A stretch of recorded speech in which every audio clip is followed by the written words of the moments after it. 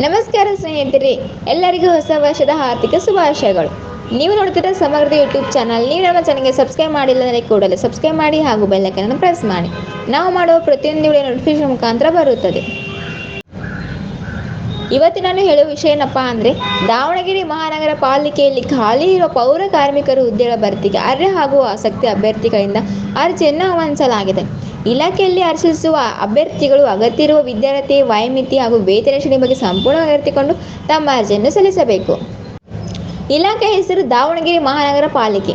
ಹುದ್ದೆಗಳ ಹೆಸರು ಪೌರ ಕಾರ್ಮಿಕರು. ಒಟ್ಟು ಹುದ್ದೆಗಳು 119. ಅರ್ಜಿ ಸಲ್ಲಿಸುವ ಬಗ್ಗೆ ಆನ್ಲೈನ್.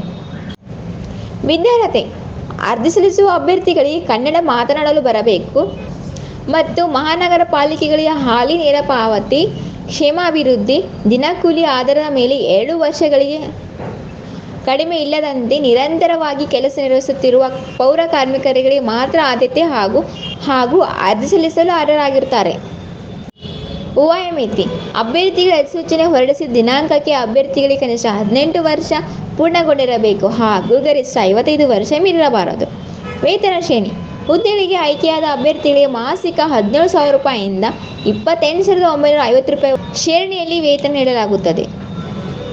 ಅರ್ಜಿ ಶುಲ್ಕ: ಅಭ್ಯರ್ಥಿಗಳಿಗೆ ಯಾವುದೇ ಅರ್ಜಿ ಶುಲ್ಕ ಇರುವುದಿಲ್ಲ. ಮತ್ತು ಅರ್ಜಿ ಸಲ್ಲಿಸುವ ವಿಳಾಸ: ದಾವಣಗೆರೆ ಮಹಾನಗರ ಪಾಲಿಕೆ ಕೇಂದ್ರ ಕಚೇರಿ, ರೈಲ್ವೆ ನಿಲ್ದಾಣ ಎದುರುಗಡೆ, BP ರಸ್ತೆ, ದಾವಣಗೆರೆ. ಪ್ರಮುಖ ದಿನಾಂಕಗಳು: ಅರ್ಜಿ ಸಲ್ಲಿಸುವ ಪ್ರಾರಂಭ ದಿನಾಂಕ ಡಿಸೆಂಬರ್ 29, 2023. ಅರ್ಜಿ ಸಲ್ಲಿಸುವ ಕೊನೆಯ ದಿನಾಂಕ ಜನವರಿ 30, 2024. ಈ ವಿಡಿಯೋ ಇಷ್ಟವಾದರೆ ಲೈಕ್ ಮಾಡಿ, ಶೇರ್ ಮಾಡಿ, ಕಮೆಂಟ್ ಮಾಡಿ ಹಾಗೂ ಸಬ್ಸ್ಕ್ರೈಬ್ ಮಾಡಿ. ಧನ್ಯವಾದಗಳು.